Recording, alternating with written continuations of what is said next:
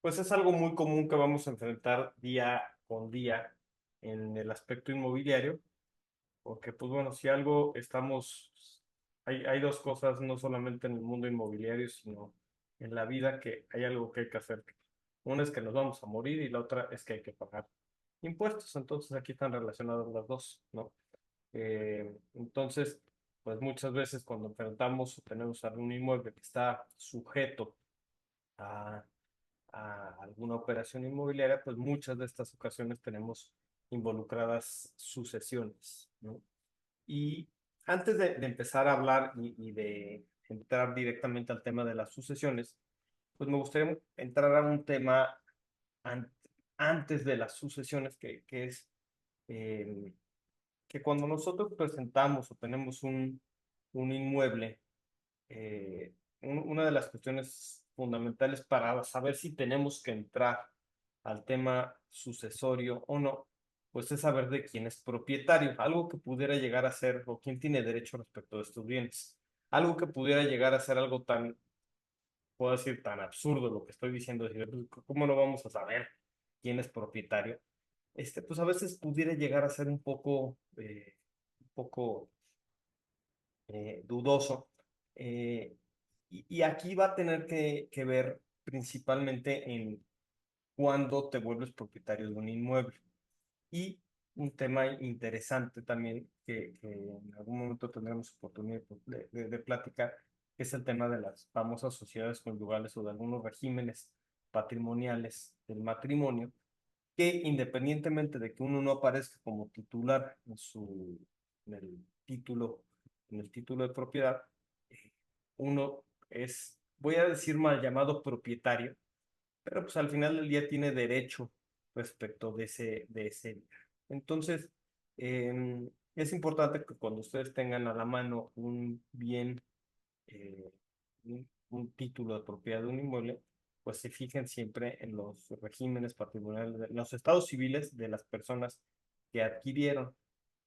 ¿Por qué? Pues porque ahí vamos a poder ver si hay alguna otra persona, específicamente un cónyuge, el que tenga derecho. Y eso nos va a dar, justamente, abrir la puerta a tener que contar con una sucesión o no tener que contar con una sucesión.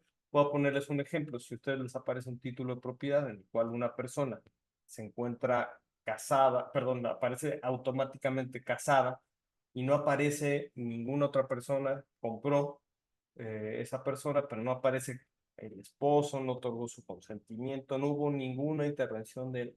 Pues lo primero que vamos a tener que hacer en este caso es siempre pedir el acta de matrimonio. ¿Por qué?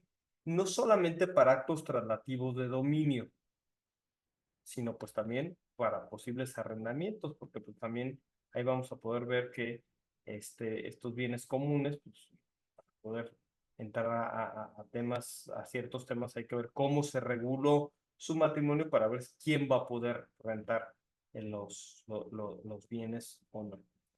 Ahora, ya entrando a un tema sucesorio, eh, vamos a empezar por ver qué es una sucesión. Ese es el primer punto.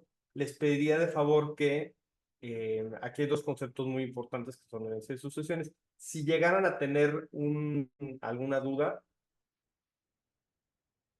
algún comentario, por favor, nos las hacen saber. Creo que lo más sencillo, yo no estoy viendo el panel completo, pero no sé si por parte de ustedes sí lo puedan estar viendo y ustedes se dan cuenta cuando alguien levanta la mano, lo pues que a mí yo tengo la presentación.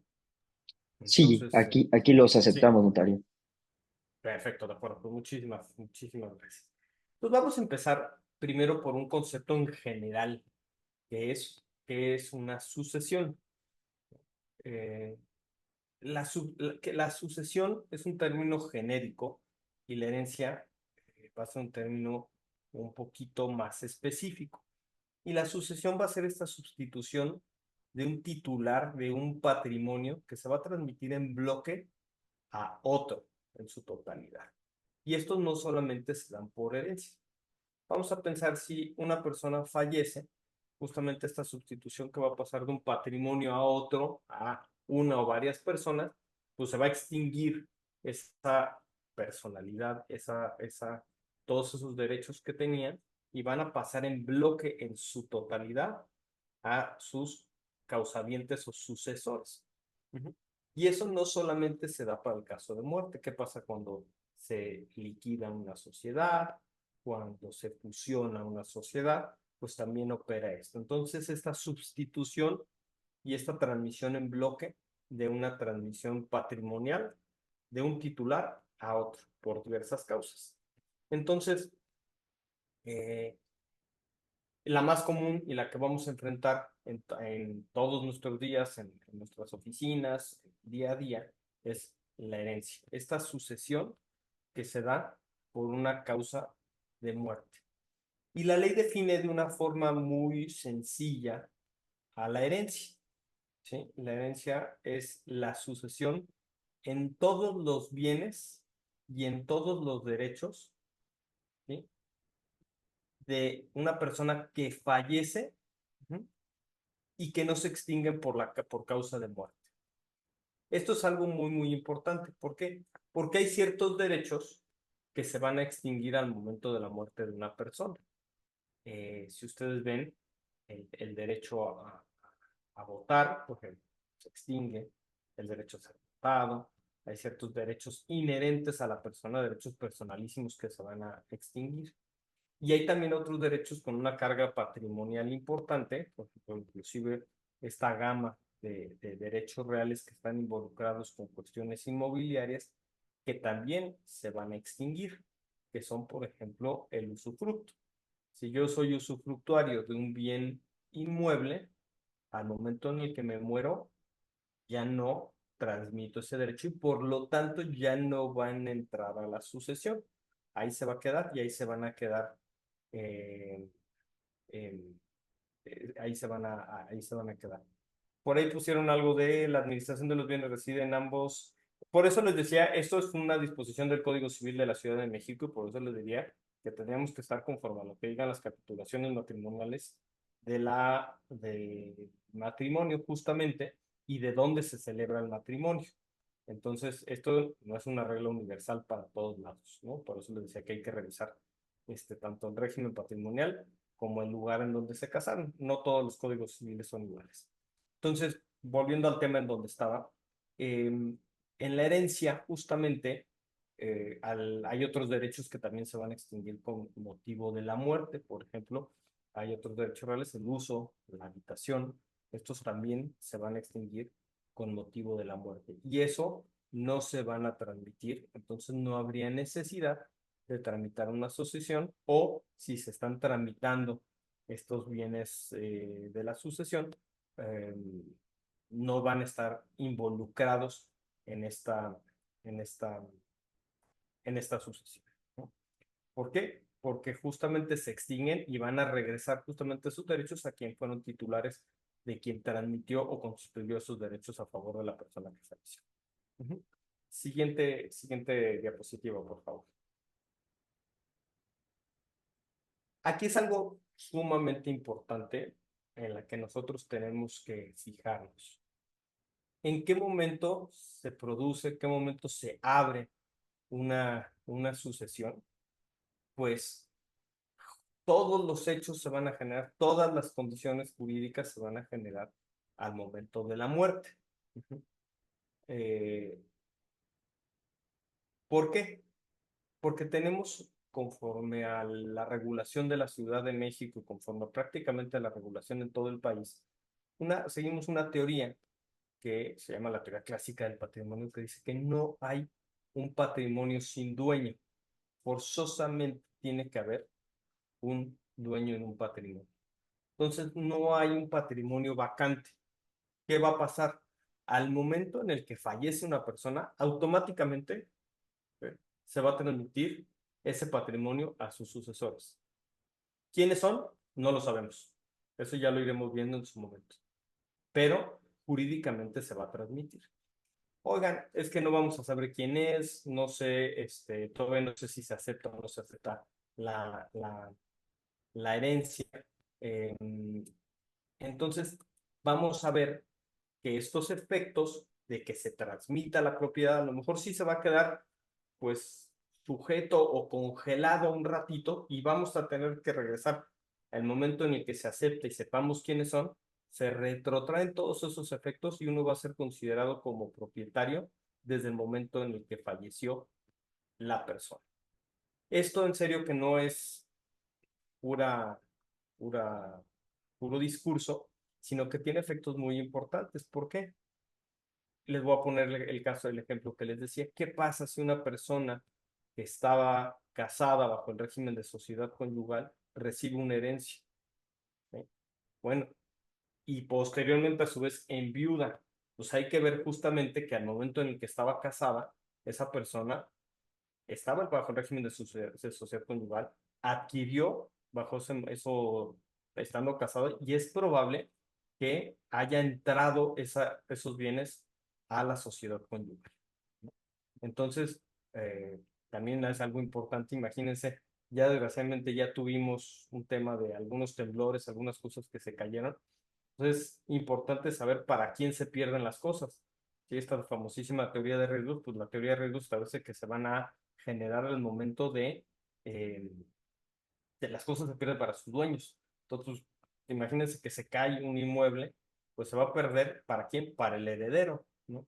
Porque ya es dueño en ese momento. Y así tenemos también una serie de repercusiones de tipo fiscal, que es importante ir midiendo y calificando que en el momento en el que te conviertes en propietario es el momento de la muerte de la persona de propietarios. Entonces, ahora vamos a platicar justamente de... eh, me gustaría tratar aquí un tema bastante interesante y bastante importante, que es eh, esta vinculación que existe entre las sucesiones y la sociedad conyugal. ¿Por qué? Existe por ahí la verdad es que una leyenda urbana de que los bienes de las que se adquieren por herencia no entran a la sociedad conyugal. Y esto les diría que es parcialmente cierto o parcialmente falso. ¿Por qué? De entrada, vamos a entrar a la misma pregunta que pusimos ahorita o que pusieron en el chat de que si basta solamente uno de los cónyuges para poder arrendar el administrador. Pues justamente hay que ver las capitulaciones matrimoniales porque el matrimonio eso es materia de cada una de las entidades federativas. Entonces, eso solamente habría que irlo revisando de entidad en entidad en donde surgió el matrimonio, ¿sí? Y sobre todo la época del matrimonio. No va a ser lo mismo un matrimonio celebrado hoy que un matrimonio celebrado hace 30 años. La regulación era distinta en cada una de las entidades, o muy probablemente era distinta.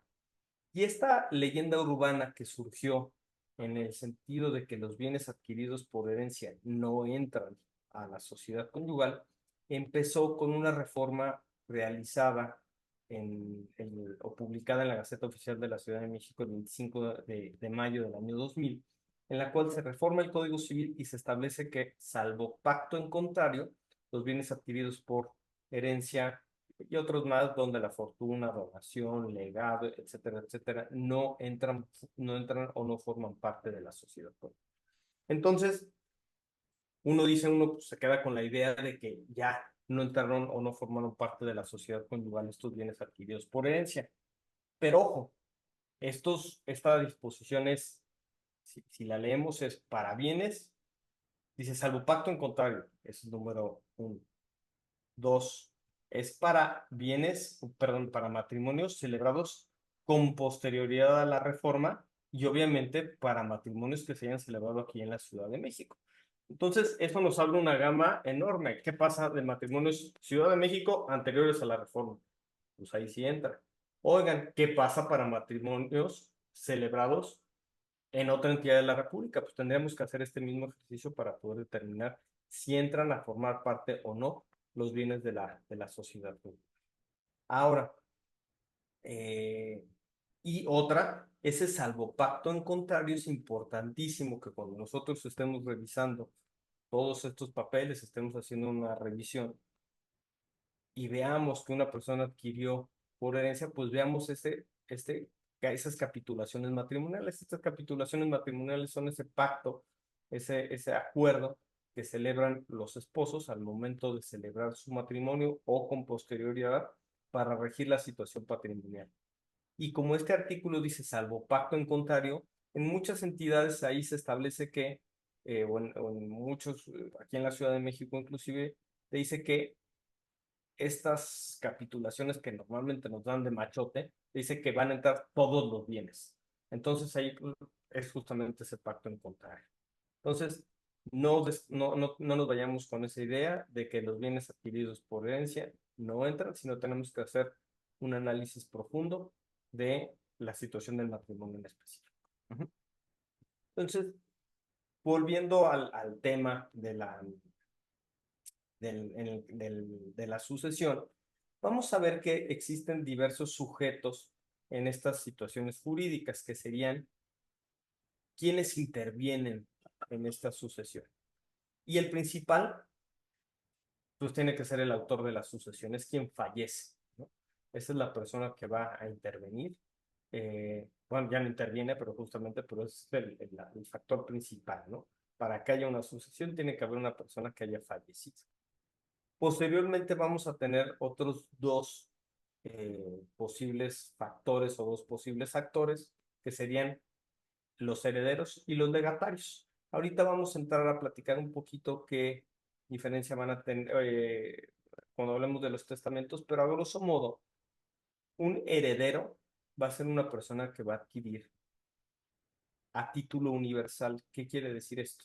No se van a especificar cuáles son los bienes en un testamento de qué es lo que le toca recibir. Yo en un testamento voy a poder decir, oye, yo dejo como herederos universales a mi esposa y mis hijas por partes iguales. No estoy diciendo qué van a querer. Entonces ellos van a tener derecho a una masa en donde estarán mis bienes, todos estos bienes que no se extinguieron por causa de muerte, y en estas proporciones. Y ellas podrán hacer una repartición de los bienes de los que están, de los que tengan derecho, de los que van a querer, y repartírselos siempre y cuando guarden estas proporciones de lo que yo dije en mi testamento. Y sin embargo, tenemos otra figura a través de los testamentos que se llaman los legados o legatarios, justamente, que serían los beneficiarios de estos legados, que ahí sí vamos a definir en particular cuáles son las personas que, los bienes que se van a entregar. Entonces ahí sí yo ya voy a poder decir, oye, mira, el, la casa fulanita tal se la voy a dar a tal persona. El coche se lo voy a dar a tal persona. Las acciones de tal empresa se las voy a dejar a tal persona. Y así puedo poder ir haciendo una repartición en mi testamento. Y esas personas que van a recibir esos beneficios van a ser justamente los llamados legatarios.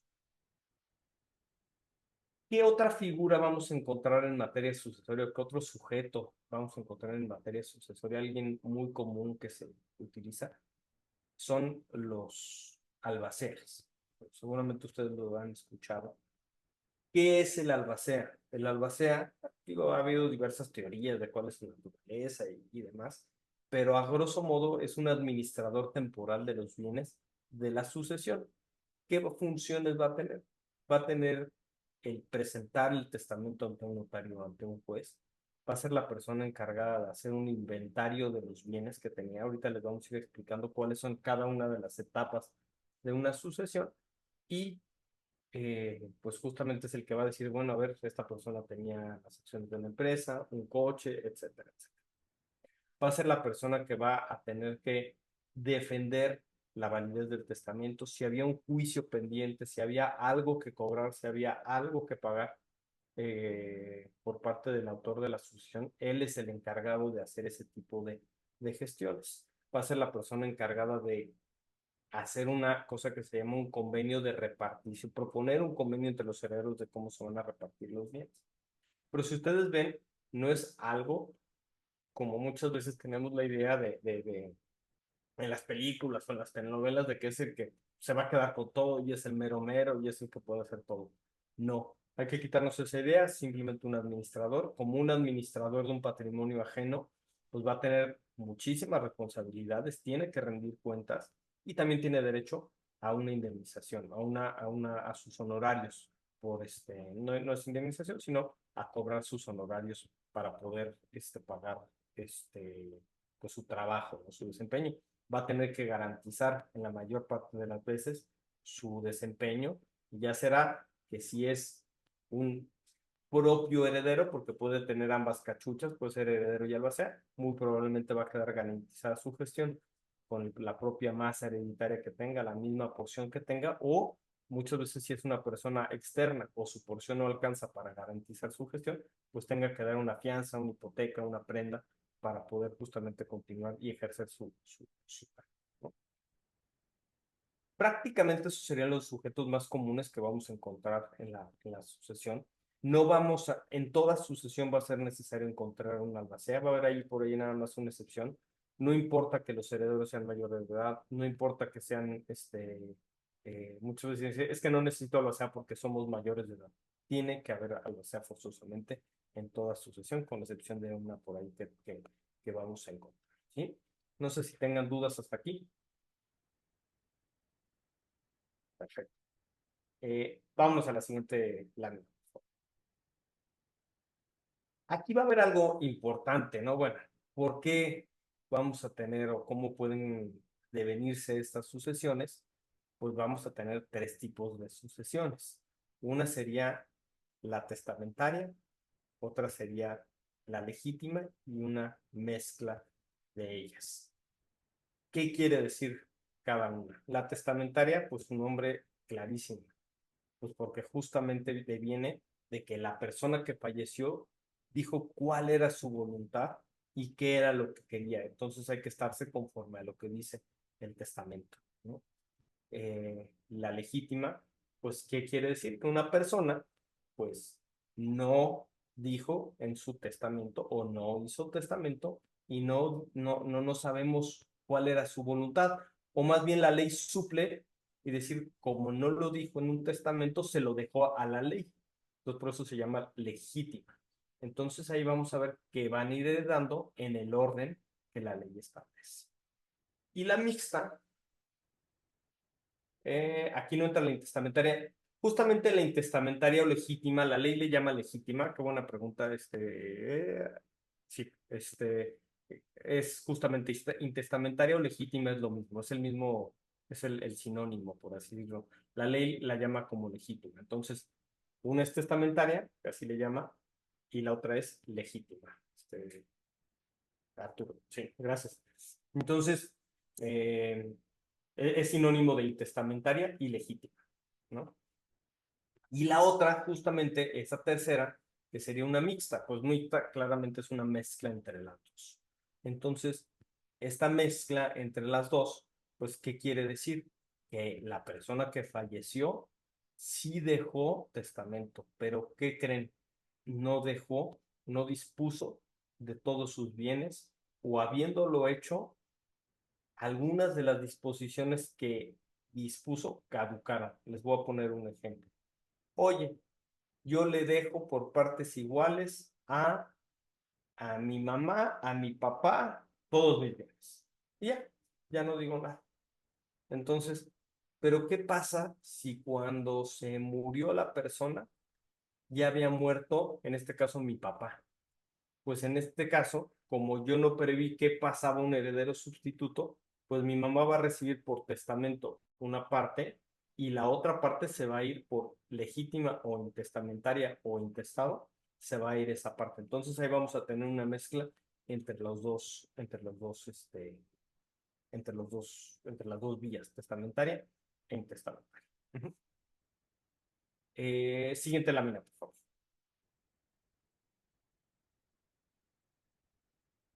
Aquí vamos a ver lo que es un testamento. Le voy a pedir Isabel, que es una abogada en mi oficina, ahí platícanos un poquito del testamento.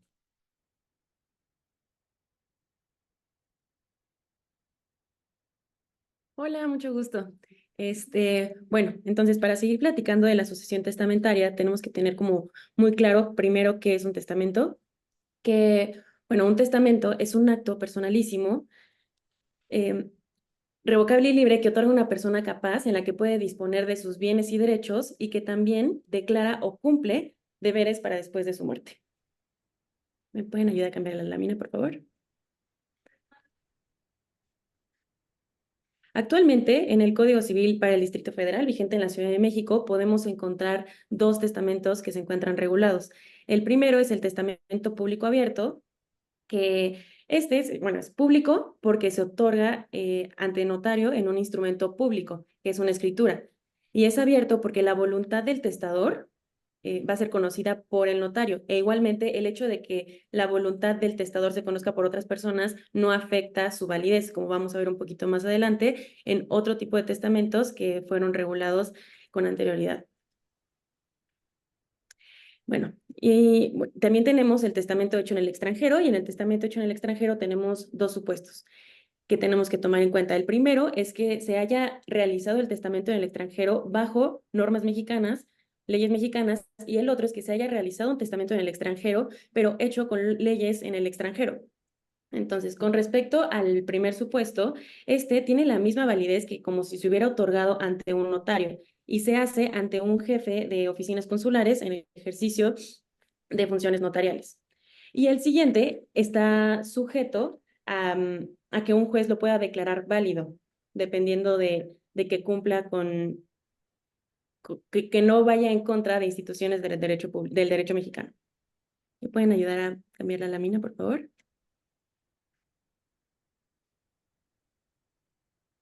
¿Me pueden poner la siguiente lámina, por favor?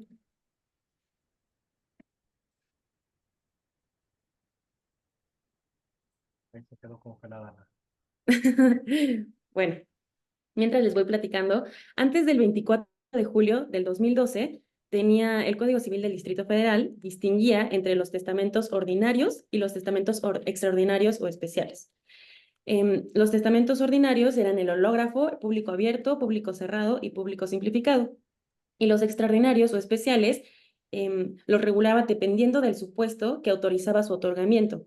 Y teníamos el privado, el militar, el marítimo y el hecho en el extranjero. Les voy a platicar un poquito de cada uno de ellos. El primero, el ordinario, el hológrafo, consistía en que el testador escribía su voluntad con su puño y su letra y lo depositaba en el Archivo General de Notarías. Se tenía que llevar el original y el duplicado. Se depositaba el original en el Archivo General de Notarías y en el duplicado, el encargado del Archivo General de Notarías tenía que poner una razón. Y en sí, el testamento que podía ser declarado válido era el que se depositaba en el Archivo General de Notarías. Y solamente podía ser declarado válido el duplicado si el original tenía alguna alteración. Es muy importante también tener en consideración, y regresando un poco al testamento público abierto, que el testamento público abierto es perfecto desde el momento de su otorgamiento.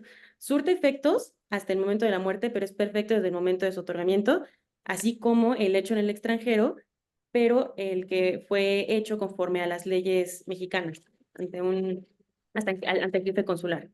Bueno, entonces, regresando a los que estaban regulados antes del 24 de julio del 2012, tenemos el público cerrado, que el público cerrado era uno que se otorgaba igual ante un notario y era cerrado, o sea, no se conocía la voluntad del testador, pero se tenía que acudir ante un notario para que él pudiera poner su firma y su sello junto con la firma de dos testigos y la firma del testador, y también asentar en el protocolo del notario que se había otorgado ese testamento público cerrado. Este testamento público cerrado se lo podía quedar el testador o podía encargárselo a otra persona o también podía depositarlo en el archivo judicial. El siguiente ordinario que teníamos era el público simplificado, que este también se otorgaba ante notario público, pero tenía un objeto reducido. O sea, estaba limitado a que solamente pudiera disponer de ciertos bienes. Por otra parte, tenemos los extraordinarios o especiales, que son los que les decía que dependían del supuesto que autorizaba su otorgamiento. Y en estos, con excepción a lo que ya mencionamos del hecho en el extranjero, tienen que ser declarados válidos por un juez para que puedan surtir efectos. El privado se otorgaba ante 5 testigos o, si es que hubiera una extrema urgencia, ante 3 testigos y estaba sujeto a una condición resolutoria de que la persona falleciera en el mes siguiente a la causa por la cual se dio el testamento, que pudo haber sido una enfermedad o alguna causa de urgencia. El militar es en términos muy parecidos, solamente que era ante dos testigos y estaba sujeto a la condición resolutoria de que falleciera por la causa que facultó el otorgamiento. E igualmente el marítimo también tenía que fallecer por la causa que facultó el otorgamiento, y este se otorgaba ante el capitán bueno, tenía que estar a bordo de un navío de Marina Nacional y se otorgaba ante el capitán y ante dos testigos. Listo, por favor, si podemos pasar a la siguiente presentación, Anilla. Perfecto. Muchas gracias, Isa. Nada más para platicar justamente y terminar este tema de los testamentos, la cuestión principal del testamento es que, si bien lo dicen, es un acto personalísimo, ¿no? Es un acto que solamente le implica y lo puede hacer directamente la persona que está otorgando el testamento. No lo puede hacer a través de una representación, no lo puede hacer con alguien más. ¿Por qué? Pues por la relevancia de entrada que estamos teniendo, la importancia que da de transmitir y decidir qué va a pasar en un momento del fallecimiento con sus bienes. Revocable, esto es algo sumamente importante. ¿Por qué? El que haga un testamento no quiere decir que el día de mañana ya le haya transmitido de un momento a hacer y que no se puede echar. Hay ciertas disposiciones que son irrevocables, pero la gran generalidad es que yo puedo revocar el testamento y solamente esas disposiciones en específico, si yo ya reconocí un hijo y demás, ahí ya no lo voy a poder revocar. Pero justamente la gran generalidad es que yo puedo revocar y cambiar mi voluntad todas las veces que yo quiera, ¿no? Y una de las cuestiones más importantes es que es de una persona capaz, y eso es algo fundamental, ¿no? Es algo fundamental porque eso es una capacidad, una de las condiciones que se le deja al notario para poder hacer juzgar esa capacidad, si esa persona está pudiendo hacer su testamento en ese momento. Eso fue uno de los motivos por los cuales se quitaron los demás testamentos. ¿Qué pasaba en esos testamentos en los que decía Isabel que eran pues en situaciones específicas o muy bueno, no había un fedatario que pudiera llegar a decir, oye, esta persona estaba libre de toda coacción, era capaz, ¿sí? No estaba siendo influenciado para poder otorgar el testamento, ¿no? Y otra, bueno, que no, ¿por qué se quitaron? Pues porque tampoco había un asesoramiento para poder hacer un testamento con una redacción adecuada, ¿no? Entonces, actualmente los testamentos que están aquí en la Ciudad de México que tenemos para poderlos hacer son simplemente el testamento público abierto. Son los únicos que podremos hacer directamente aquí en la ciudad. En la Ciudad de México, ya la gran mayoría de las entidades federativas se ha ido siguiendo con esta misma regla. Ahora, lo que no significa que los testamentos hechos con anterioridad a esta reforma no valgan. Van a tener que entrar a su procedimiento que estaba regulado con anterioridad para ser declarados formalmente válidos, ¿no? Esta pregunta de cómo se puede hacer una búsqueda de testamento, esa es una de las partes más importantes, ¿no? Que es, solamente se puede hacer la búsqueda de un testamento, una, cuando la persona ya falleció, dos, a solicitud de las personas herederas o presuntamente herederas, y tres, solamente la podemos hacer notarios y jueces, nadie más. Inclusive en la parte del Archivo General de Notarías, porque ¿qué va a pasar cuando una persona hace un testamento? Los notarios estamos obligados a dar un aviso al Archivo General de Notarías. Y ese Archivo General de Notarías lleva un control de quién va haciendo testamentos. Tenemos que dar diversa información, como sería el nombre completo, si utilizaba algún otro alias o otro tipo de nombre. Por ejemplo, el típico es que se llama María Eugenia se llama Ma Eugenia, y pues todo subido se presentó como María Eugenia o María del Carmen o J de Jesús y es José de Jesús. Ese tipo de cuestiones también las aclaramos para que, pues a ver si en algún momento con anterioridad no otorgó ese testamento otorgándose con otro nombre. Y vamos a poner la fecha de nacimiento, lugar de nacimiento, domicilio, estado civil, el nombre de los padres. Con eso, ¿qué va a pasar? El Archivo General de Notarias tiene una base de datos y a su vez va a mandar un reporte a un registro nacional de avisos de testamento. Este registro nacional de avisos de testamento va a compilar todos los avisos de todas las entidades. ¿Qué va a pasar cuando una persona fallece? Pues justamente ya sea el notario o ante el juez que se está otorgando, en el que vamos a pedir la información al Archivo General de Notarías y a su vez al Archivo Judicial para poder ver cuál fue el último de los testamentos. Entonces, ahora, vamos a ver por aquí una pregunta por aquí está viendo. Hoy en día se puede hacer la búsqueda de testamento. Sí, pero solo lo pueden realizar los notarios, correcto. En la investigación del notario también buscan si hay más herederos. Si es justamente el único heredero, permítanme un segundito.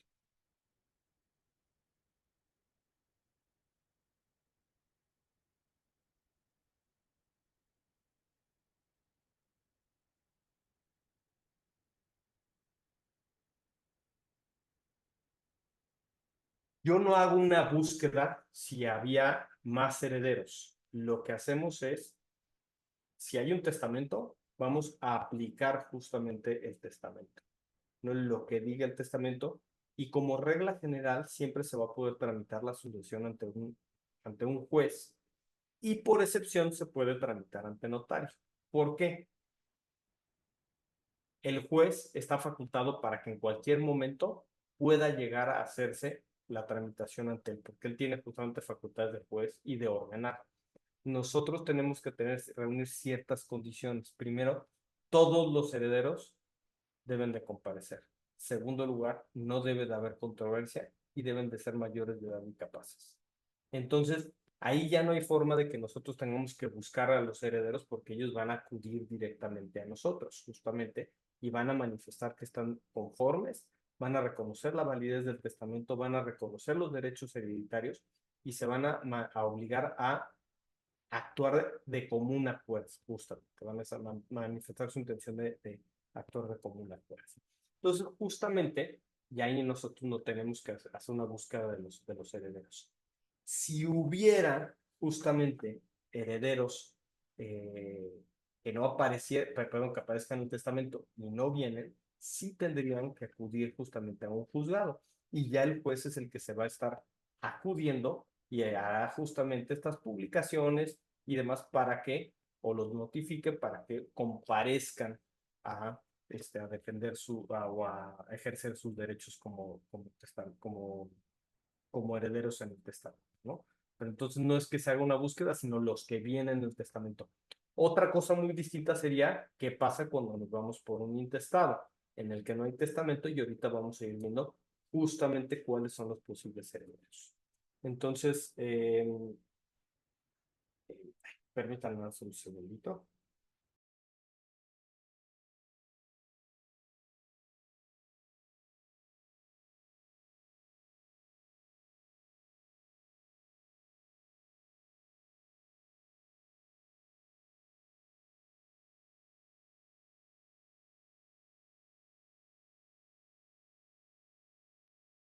Perdónenme.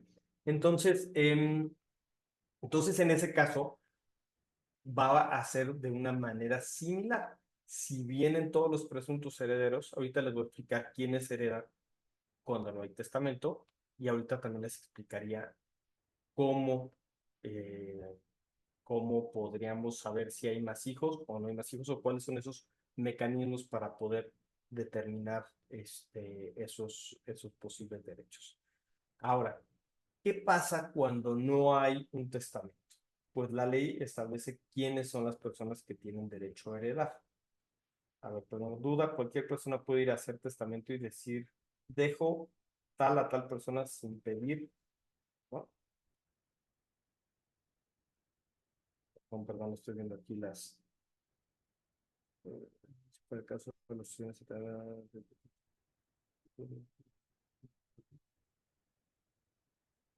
Pero si hay hijos fuera del matrimonio que no se conozcan. A ver, este tema de si hay hijos de fuera del matrimonio que no se conozcan. Aquí tenemos una cuestión muy importante. Nosotros no tenemos aquí en México, salvo un caso no hay un caso de heredero forzoso. ¿Qué va a pasar? O sea, si yo tenga hijos pues, por todos lados y yo nada más le quiero dejar a una persona, inclusive que no sean mis hijos, que sean fuera del matrimonio o dentro del matrimonio, no estoy obligado a heredar. El único caso del heredero forzoso es el que se llama el heredero póstumo. ¿Qué quiere decir esto? El heredero, el hijo que nació, ¿sí? Ya muerto el padre. En ese caso sí es un heredero forzoso. Entonces yo no estoy obligado a este momento a dejarle en testamento. Entonces, si este es el último de los testamentos y la persona decidió no dejarle a sus hijos, es totalmente válido y totalmente libre, ¿no? Existen otros países, en otros sistemas, que sí es obligatorio dejarle a tus hijos y hay una porción solamente de tu patrimonio que vas a poder dejar en testamento y lo demás está reservado a esa legitimidad. Dependiendo de los países, por ejemplo, en España tienes una porción también dependiendo de la comunidad autónoma a la que pertenezca, pero justamente puedes testar cierta porción y una porción son herederos forzosos. Déjame ver qué más dice por aquí. Duda, cualquier persona puede ir y hacer testamento y decir, dejo tal a tal persona sin pedir escrituras, etcétera, tener una base sólida de investigación para dejar y hacer el testamento. Es correcto, Violeta. Cualquier persona puede llegar aquí. Si tú el día de o mañana llegas y me dices, oye, yo quiero venir y voy a dejar heredar todas las acciones que yo tengo en Grupo Carso y voy a dejar el Palacio Nacional y voy a dejar, no estoy obligado yo a pedirte escrituras ni acreditar.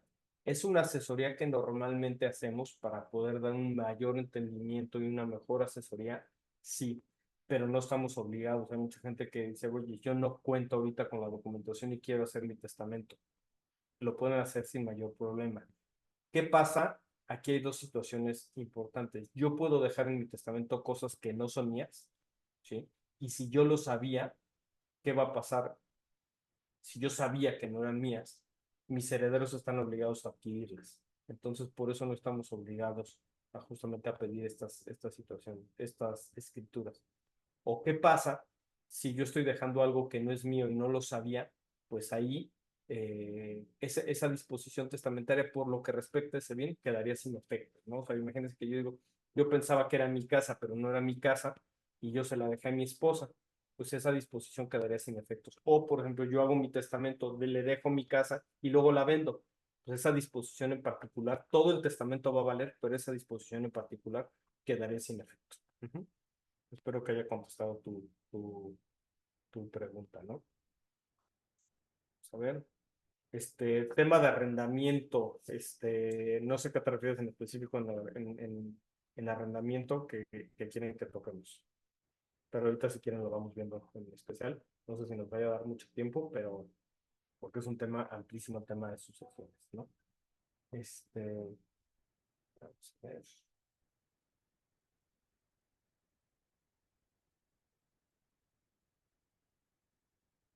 Entonces, pues bueno. El tema de los intestados. ¿Qué pasa cuando una persona fallece y no otorgó testamento? Pues bueno, como les mencionaba, su sucesión se va a abrir de forma intestamentaria y ahí la ley va a suplir quiénes son los herederos. En primer lugar, van a ir heredando las personas más cercanas. Los parientes más cercanos van a excluir a los más lejanos. Y siempre nos vamos a ir por líneas rectas. Vamos a empezar primero. ¿Quién es la primera persona que va a heredar a una persona? Van a ser, como regla general, sus hijos, ¿sí? Estos hijos, si hay un hijo y hay nietos, por ejemplo, van a excluir, el hijo va a excluir a los nietos, a sus descendencias. Esa es la primera regla. Salvo que exista un hijo premuerto. ¿Qué va a pasar? Imagínense que yo tuviera 4 hijos y resulta que uno de estos hijos, de mis hijos, fallece antes que yo. Y este hijo tenía a su vez hijos. Entonces, en este caso, mi herencia se va a dividir en 4 partes. Va a haber una cuarta parte para cada uno de mis hijos y esta cuarta parte se va a ir a los nietos. Entonces, si este a su vez tenía 5 hijos, mi cuarta parte se va a dividir en 5. Entonces, así vamos a ir excluyendo a los demás grados de parentela. ¿Qué pasa cuando empiezan a concurrir ciertas personas, ciertos grados con otros? Por ejemplo, si concurre hijos con esposa. Ujú. Eso es algo muy, muy interesante. Aquí la respuesta sería ver también, depende en dónde se esté tramitando la sucesión. Les voy a dar la respuesta aquí, por ejemplo, les voy a poner dos ejemplos muy claros. El de la Ciudad de México. La Ciudad de México establece que la esposa o el esposo que concurre con hijos a un intestado van a tener el derecho de un hijo, o sea, van a ser considerados un hijo, siempre y cuando en lo personal no tengan bienes suficientes para igualar la parte de un hijo. No sé si me doy a entender. Si no tienen esa parte, van a heredar solamente la parte necesaria para igualar a un hijo.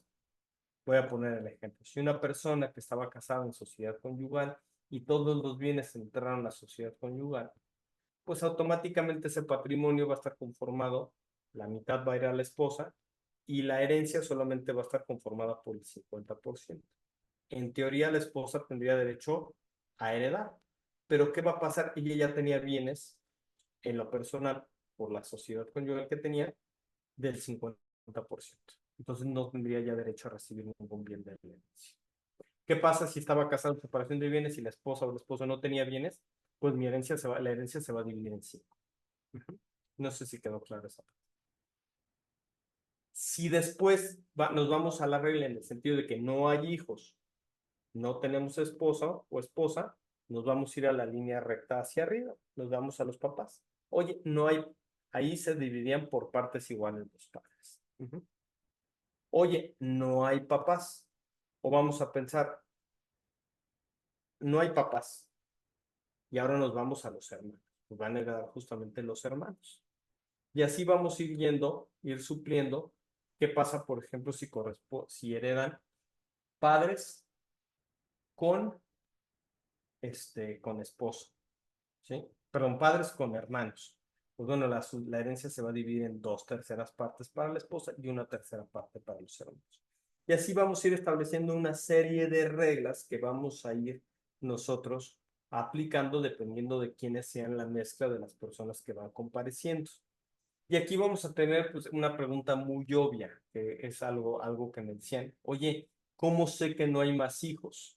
¿Cómo sé que no estoy diciendo, me están compareciendo nada más 4 hijos? Aquí como es un hecho negativo, pues no hay forma de probarlo. Yo sí puedo probar que hay un hijo, pues con el acta de nacimiento, pero no puedo probar que no hay más hijos porque es un hecho negativo. Y la ley, la única opción que me da es poder tener la declaración de las personas que están compareciendo y una cosa que se llama una información testimonial. ¿Qué quiere decir esto? Vamos a traer a dos testigos idóneos, dos testigos que conozcan la situación familiar de las personas, de esa familia, y que van a declarar junto con los hijos, las hijas, una serie de cuestiones. Y la principal es que no existieran más personas con derecho a heredar en igual o mejor grado que las personas que están compareciendo. ¿Por qué se le da esta importancia a esta declaración de testigos? Porque pues están compareciendo ante un fedatario público, en este caso ante un notario o ante un juez, un secretario de acuerdos que tiene fe pública, y declarar falsamente ante un fedatario público es un delito. Entonces justamente se le da esa relevancia de que están declarándolo. No hay otra forma para poder llegar a nosotros a acordar o poder tener un mecanismo mejor. ¿Qué va a pasar muchas veces? En ciertos casos, si la sucesión se está tramitando en la vía judicial, ¿sí? Y en ciertos grados de parentesco, antes de declarar herederos, el juez sí hace una publicación mandando a llamar a los demás herederos. Eso dependerá inclusive en cada una de las entidades. Entonces va a decir, oye, ¿sabes qué? Te voy a dar los 40 días para que vengas a ver si hay algún posible heredero, ¿no? Si es el hijo el que viene y demás, no lo hace, ¿eh? Entonces va a dar un plazo de 40 días para que comparezcan las personas. Ante notario, tanto en las sucesiones testamentarias como en las sucesiones intestamentarias, nosotros tenemos la obligación de dar a conocer en la publicación de un periódico de circulación nacional un par de publicaciones diciendo quiénes son los herederos. ¿Y esto para qué es? Para dos efectos principales. Uno, como bien lo mencionaban ahí en el chat, eso es algo importantísimo. Oye, yo tengo justamente, me siento con derecho a heredar de esa persona. Imagínense que yo veo en el periódico que se está tramitando la sucesión intestamentaria de mi papá, yo soy el hijo no reconocido de mi papá, entonces, bueno, que sí estaba reconocido, pero de otra familia, ¿no? Entonces, veo que la están, entonces yo puedo acudir al notario y decir, oye, ¿sabes qué? Resulta que ya me brincaron, ¿no? O sea, mis hermanos, mis medios hermanos, medios aquí, medios tranzas, declararon falsamente, entonces me voy a ir con un juez y le voy a decir al notario que se separe y se abstenga de conocer esta tramitación sucesoria y ya ante el juez se irá ventilando toda esta situación y le reconocerán si él acredita ser hijo, seguramente le van a reconocer su carácter de heredero. Nosotros no podemos continuar con la tramitación de la sucesión hasta que no se hayan hecho esas publicaciones. ¿Por qué? Porque tenemos que cuidar ese plazo de que los herederos puedan llegar a pelear justamente a alguien que tenga derecho. Y el segundo motivo por el cual se hacen esas publicaciones es de que alguien se sienta con derecho para ser acreedor de la persona que falleció. Imagínense que la persona que falleció tenía deudas y bueno, como se va a hacer el inventario, justamente que es los bienes y los derechos que tenía la persona que falleció, pues justamente ahí es donde esa persona se puede formar en el inventario, decir, oye, está bien, está muy padre que digan qué es lo que tiene, pero también qué es lo que debe la persona para que yo me puedan cobrar. Los edictos.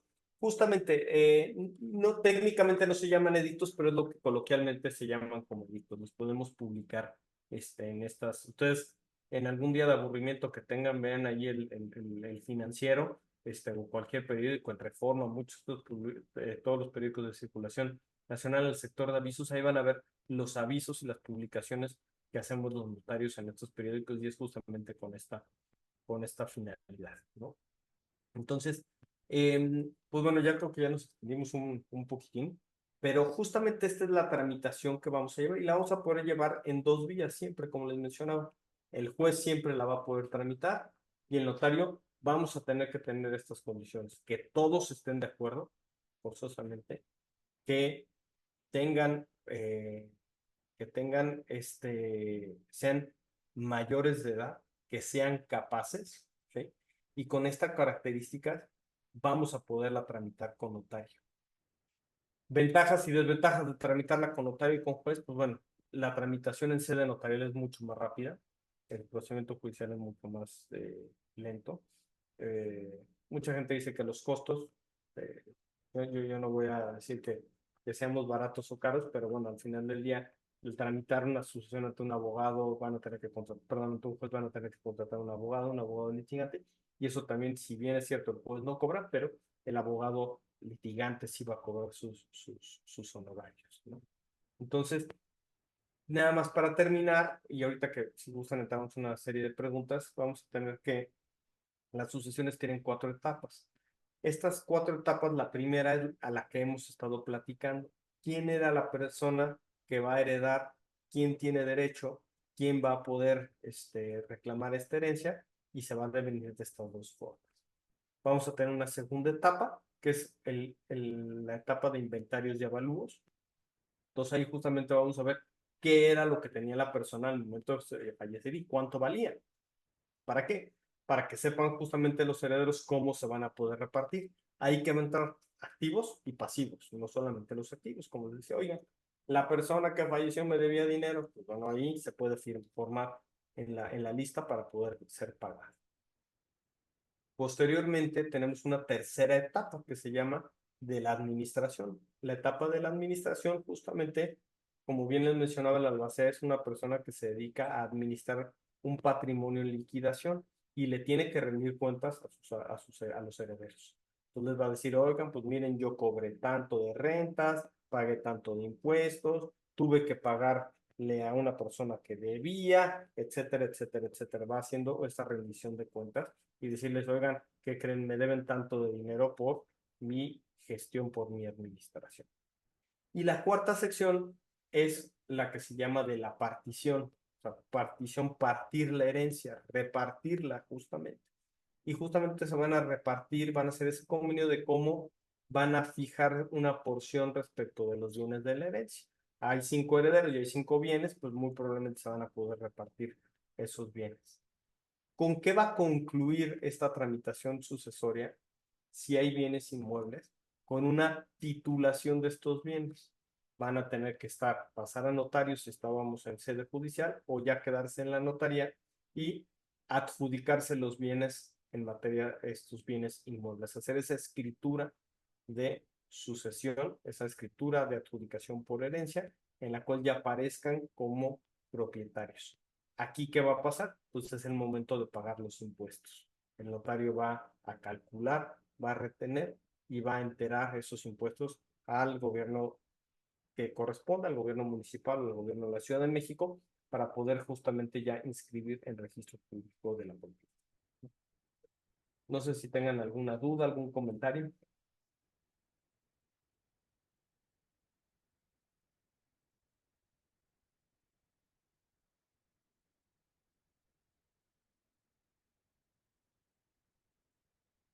Vamos a ver. ¿Cuál es la opinión o criterio cuando en el testamento todo está distribuido en legarios? ¿Considera que es necesario iniciar la sucesión intestamentaria para que los herederos... yo considero eso. ¿Qué va a pasar? Yo no sé en ese momento, al momento de hacer la aceptación de herencia, si hay más bienes, ¿no? Esta situación yo sí considero que no es el momento procesal decir que no hay más bienes, sino el momento procesal es el inventario. Y claramente la ley dice que quien debe de aprobar el inventario son los herederos. Mi postura es que sí debe de haber una sucesión mixta en ese momento, y ya que sean las demás personas que tengan derecho en su momento de decir, pues no, no había más, solamente es lo que está bien ahí. ¿Por qué? Porque si no, justamente podríamos estar afectando ahí derechos. ¿Es más barato tramitar sucesiones ante notario que ante juez? Ante juez debe contratar a un abogado. Sí, es lo que les decía, ¿no? O sea, justamente muchas veces tiene la gente esa idea de que no sé, ante notario es muy caro. La verdad es que si uno ve todo lo que muchas veces tiene que estar cobrando el abogado litigante y el tiempo también, yo soy de la misma opinión que no sí es más barato tramitarlo, hacerlo ante notario, ¿no? Y desventajas del notario, que se debe de tener la disponibilidad de los recursos económicos si se cuenta con el docente tramita. Sí, estoy de acuerdo, pero bueno, también podemos iniciarla y a lo mejor muchos clientes llegan meses después, te inician el trámite y a lo mejor te dicen, pues bueno, ¿sabes qué? La voy a terminar firmando en 4 o 5 meses que tengo el dinero, ¿no? O sea, no, tampoco no hay una consecución procesal como si la lleva en el procedimiento sucesorio, ¿no? Entonces, eh, buenas tardes. ¿Hay algún tiempo que la ley señala para cada etapa? Sí, sí hay tiempos. Hay tiempos forzosos en los cuales, también dependiendo de la entidad en donde se encuentren, sobre todo el albacea es el que tiene que ir cumpliendo con estas etapas. ¿Por qué? Porque él es el que tiene que ir dando ese impulso procesal para poder iniciar. ¿Qué pasa si no cumple con esas etapas? Por ejemplo, si no inicia a hacer los inventarios en el plazo que señala la ley, que son 60 días que haga su inventario. Tiene que iniciarlos a los 15 días de que aceptó el cargo y tiene que ya tener los inventarios a los 60 días. Puede llegar a ser removido es una causal de remoción por parte de los herederos. Le pueden solicitar a la juez que lo remuevan. Y así, justamente, oye, no rendiste cuentas y demás, sí tienen un plazo perentorio. Ahora, ¿qué pasa si no lo hace? Porque hay muchas sucesiones que se quedan sin que que a lo mejor le empezaron un año y lo dejaron pasar 5 o 6 años, se acordaron o ya van a venderlo y realmente los herederos no tienen ningún tipo de reclamo hacia la albacea, o ese fue el acuerdo de todos los herederos. No tiene ningún problema y se puede proseguir sin mayor problema. El albacea, en teoría, debe de acabar su encargo en un año. Ese es el cargo, pero se le puede prorrogar sin mayor problema, siempre y cuando le sean aprobadas las cuentas. Si ya tiene la sucesión testamentaria y aceptación, pero falta la adjudicación, el inmueble es viable para crédito, aún faltando esta adjudicación, sí la aceptan los bancos. Mira, sí, en la mayoría de los casos yo sí he visto que lo aceptan. Es una legalmente se puede hacer. Es una política de los bancos normalmente si lo hacen o no. Yo en la mayoría de los casos, tanto Infonavit como Fobiste como bancos, sí lo aceptan. Y aquí el chiste es que muchos piden que se haga en el mismo instrumento. Si ustedes ven, una escritura debe tener varios capítulos, puede tener varios capítulos o varios actos jurídicos. Entonces puede ser perfectamente el capítulo de adjudicación como punto número 1 y la venta y el crédito en el punto número 2. De nada, solo.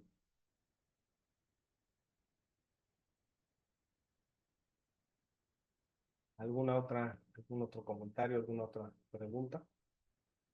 Si quieren que sea por prendiendo el micrófono, con todo gusto, a lo mejor es más fácil.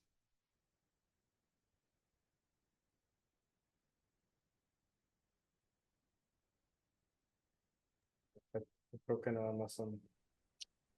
¿Qué pasa si se inició un sucesor en vía judicial, pero solo hasta que le aclaran el vacío? Ya han pasado 2 años, pero iniciar otro juicio o revivir el primero. Fíjate que no se pueden iniciar otro juicio. Una de las características es que cuando se tramita un juicio sucesorio, el juez dice, radica el juicio. Entonces lo atrae y todos los temas relacionados con ese juicio se deben de ventilar ante él. Entonces, ¿qué pasa si tratas de pedir, decir, ay, como que no hubiera pasado? Al momento en el que pidas los informes de testamento, iba a pasar que ese juez ya los pidió. Entonces, cualquier juez o cualquier notario va a decir, no lo puedo tramitar hasta que no me digan qué pasó con ese juicio. Entonces, tendrías que revivir ese juicio, revivirlo en el archivo judicial, mandarlo otra vez, y automáticamente, si ya hay declaración de albacea y reconocimiento de los derechos, se pudieran llegar a separar del juicio y mandarlo directamente ante notario. No hay ningún problema y ya continuar las demás etapas ante notario.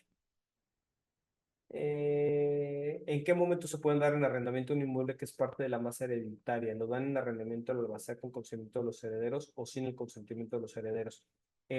Solamente dependiendo del plazo en el que, perdón, de la entidad en la que estemos, Ciudad de México, se puede dar antes de que esté en el inventario. Eh, si son solamente lo puedo hacer hasta por un año, sin el consentimiento de los herederos. Para más de un año necesita el consentimiento de los herederos. No sé si te quedó claro, Juan Gutiérrez. O sea, si es más de un año, sí requerimos. Si es menos de un año, si es hasta un año, lo puede hacer el albacea. En caso de arrendamiento, se puede establecer cláusulas para que se desocupe el inmueble sin juicio. Sí, pues eso justamente sería siempre es a favor del arrendatario, ¿no? Entonces, lo que nunca va a poder hacer el arrendatario es perdón, el arrendador, es disponer de los bienes, ¿no? No podemos disponer de estos bienes, entonces, pues no va a poder, por eso justamente decir, oye, no lo puedes rentar más de un año porque se supone que el cargo dura hasta un año, pero todo lo que sea tendiente a favor del arrendador, perdón, claro que lo puede hacer el albacea, ¿no? Entonces, eh, ¿nos puede dar su dirección y correo y teléfono? Sí, claro que sí, si quieren se los pongo aquí. A ver.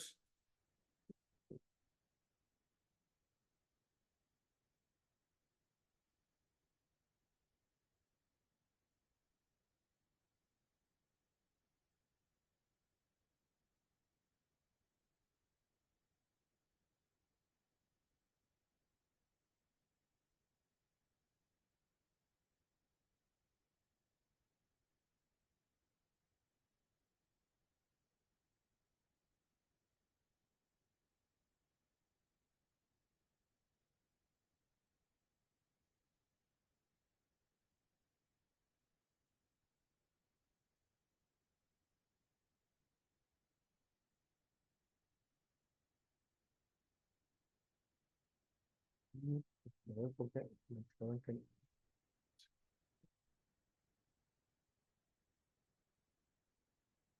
Mis teléfonos.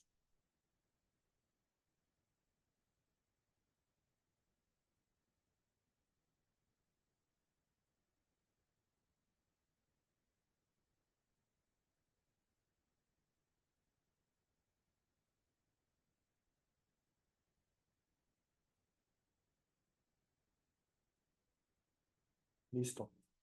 Porque incluso antes del inventario, si técnicamente hablando con el inventario sabemos los bienes que forman parte de la mesa hereditaria, pero a partir de que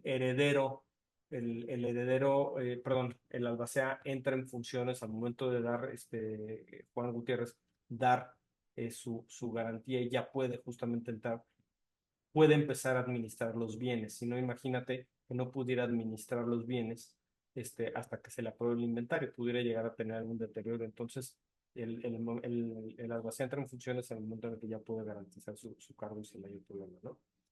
Gracias. Por aquí dice, porque ya el juez de la familia, designa la declaración de herederos mediante sentencia interlocutoria, aunque los herederos conozcan de la primera etapa. Sí, o sea, realmente es esto, ¿no? Los bienes necesitan administrarse, ¿no? Entonces no queda sujeto. Lo que sí, inclusive hay algunos casos en los que se puede llegar a vender antes del inventario, ¿no? Están los supuestos de ley, entonces con mayoría de razón, si ya está administrándolo, puede darlos en arrendamiento. Ahí están mis teléfonos justamente, no sé si ya los pudieron ver. Y aquí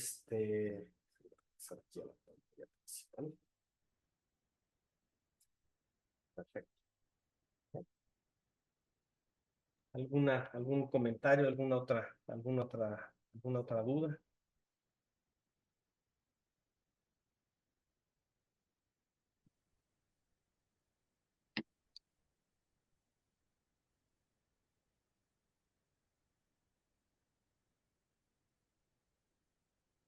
En caso de la muerte de un patrón, se liquida a los trabajadores y posteriormente se realizan los trámites de la suma para los herederos. A ver, híjole, la verdad es que si no, ¿quién lo haría, no? ¿Quién estaría facultado para poder pagarle a los herederos, no? Perdón, a los trabajadores. Entonces, si es un tema en el que ellos se pueden formar en el inventario como posibles acreedores, ¿no? En teoría, nadie podría tocar los bienes si no fuera, si no se los vacía, ¿no? Entonces, ahí sí sería peligroso para que alguien más pagara porque estarían sustrayendo bienes que no estarían facultados.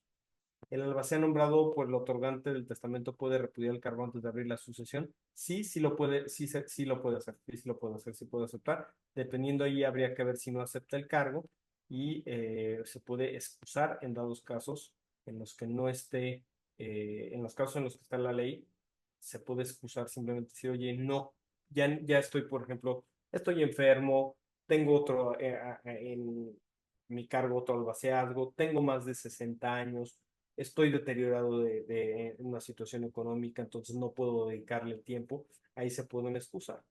¿Qué pasa si simplemente decido no aceptar? Pues voy a perder lo que me dejó el albacea perdón, el testador, como retribución por mi cargo de albacea, ¿no? Pues, pero sí, muchas veces es el albacea.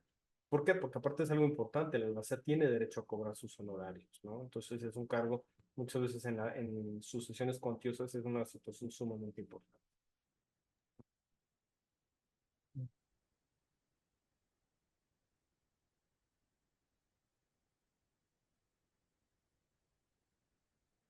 No sé si alguna pregunta más.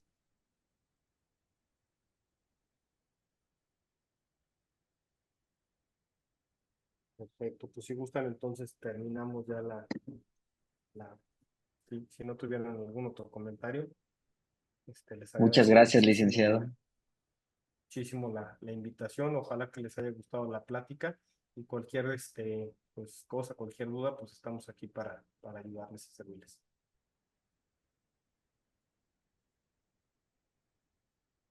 Muchísimas gracias, licenciado. Como siempre, sus ponencias nos dejan con muy buen sabor de boca y con ganas de tener más. Esperamos poderlo tener aquí otra vez, ¿no? Y también quiero agradecer a la licenciada Isabel Ramos, ¿no? Por su apoyo en este webinar que tuvimos. Muchas gracias, Isabel.